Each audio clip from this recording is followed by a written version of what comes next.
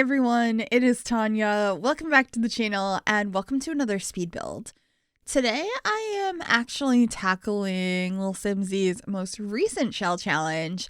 Kayla posted this one a little while ago now, and I don't always do these, but I felt compelled to tackle this shell challenge because it's a tiny shell.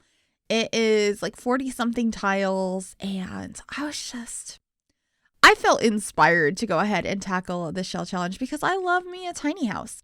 So I decided to plop down this shell in the world of Mount Komorebi and try and go for something a little bit more modern, using some of the new windows from Growing Together and just kind of figuring it out. If you're not familiar with shell challenges, it's basically when you're provided with a shape, the exterior walls of a build, and you can't move or change those walls or add onto them.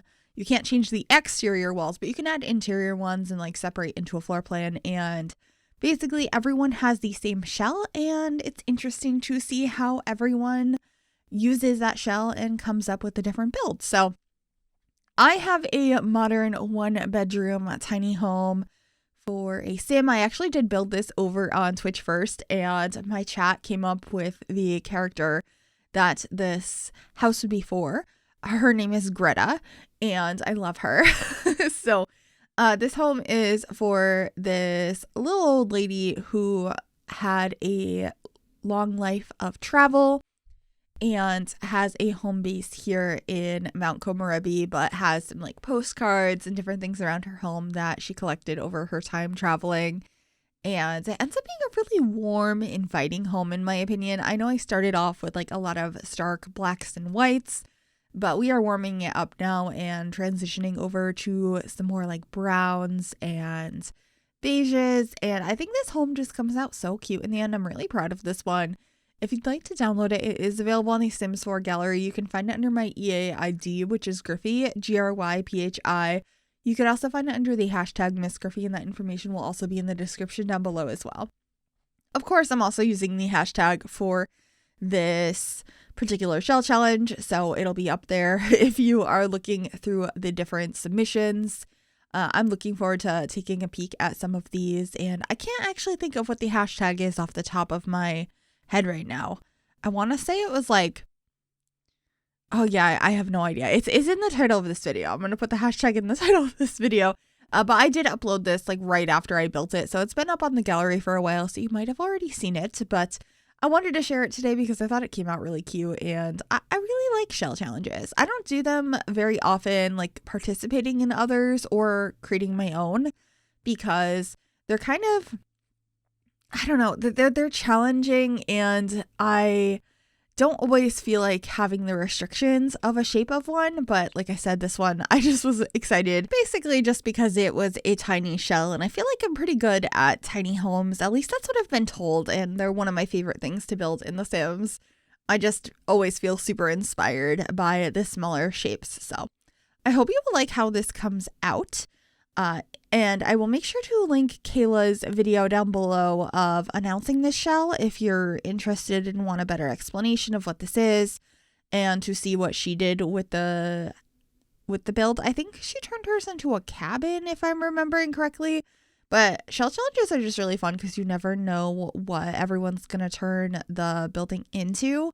I have seen so many different things, and it's been a while since I've done my own shell challenge, and I guess I don't do them too often because for YouTube at least, it takes me days to edit down a shell challenge tour, but I'm more interested in doing them more often if we could do tours over on Twitch.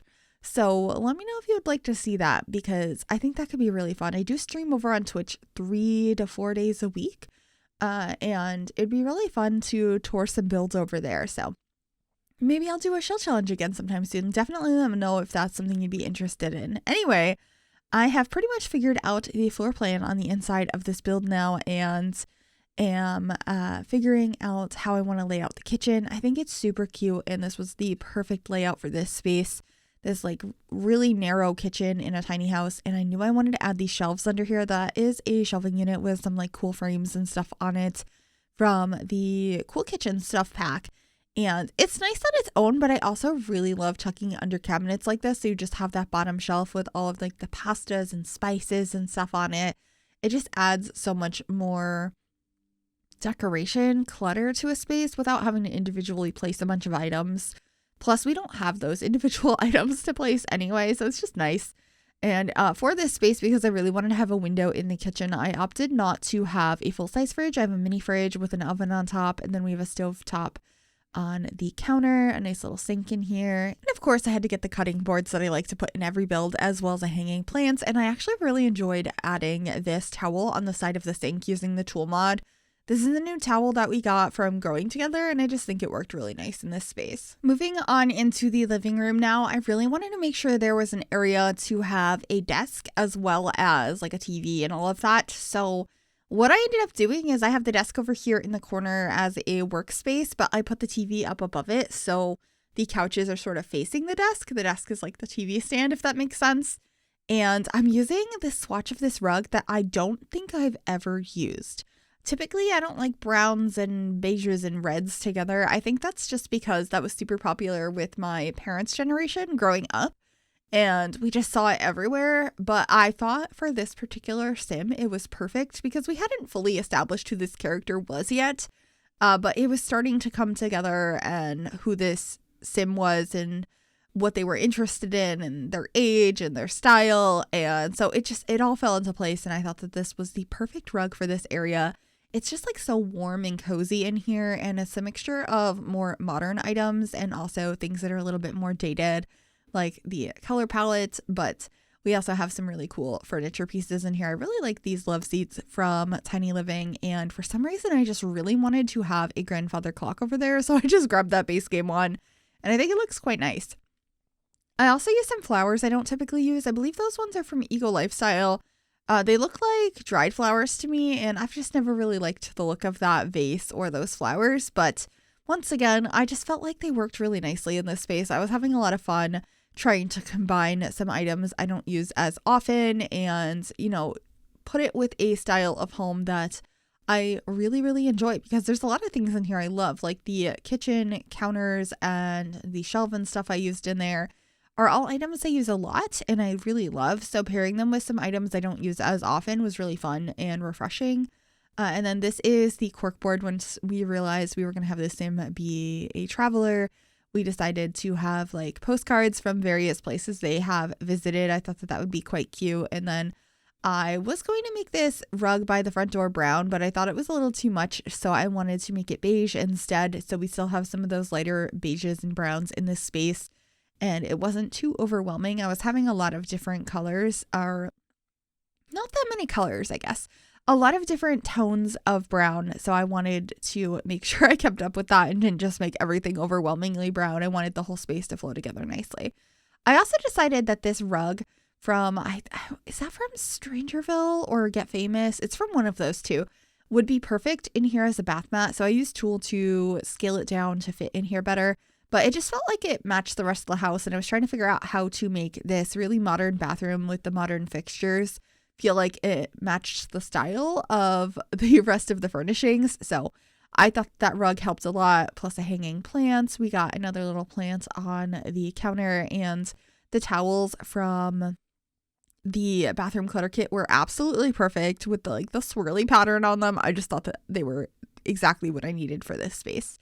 Anyway, into the bedroom now. I opted for this bed from the Discover University pack. It's not one I use that often, but I felt like it was the perfect color for this space. And it's a little bit fancy with the tufted headboard, so I opted for that. And this mirrored bedside table from Growing Together was really nice. We just got a more traditional lamp over on the side, and I believe we got a plant over on that table as well.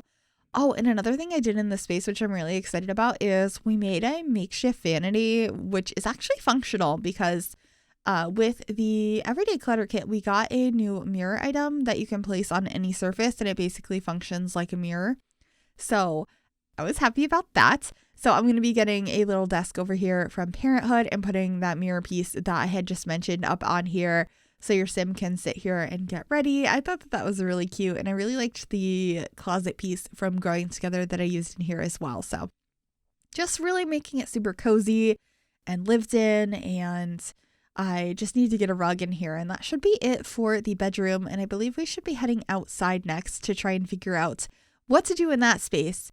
And honestly, I was originally thinking we were going to have a fenced-in backyard, but it changed drastically because I was like, you know what? We're working on a Simsie shell. I feel like I should add the pond. So there is this item from Get Famous you can place down that your Sims can like throw things into and jump into, and you can stock it with different types of fish and piranhas and sharks, and there's a chance you might die if you jump into it.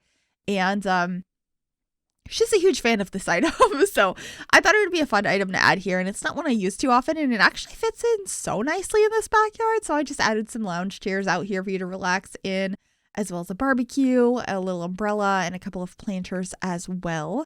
And that's pretty much it, other than a little bit more landscaping. I wanted to get some more items from Show Live Objects to really blend into the surroundings here in Mount Komorebi. And I think it came out really cute. I was quite happy with this build, but definitely let me know what you think of it and how I did. I think I did okay for a shell challenge. Sometimes they're really difficult, so I try not to be too hard on myself because I couldn't change the walls. But yeah, let me know what you think of this. Make sure you give this video a big thumbs up if you enjoyed it. Subscribe if you'd like to see more, and click that bell to be notified when I upload. Thank you so much for watching, and enjoy those screenshots. Bye, everyone.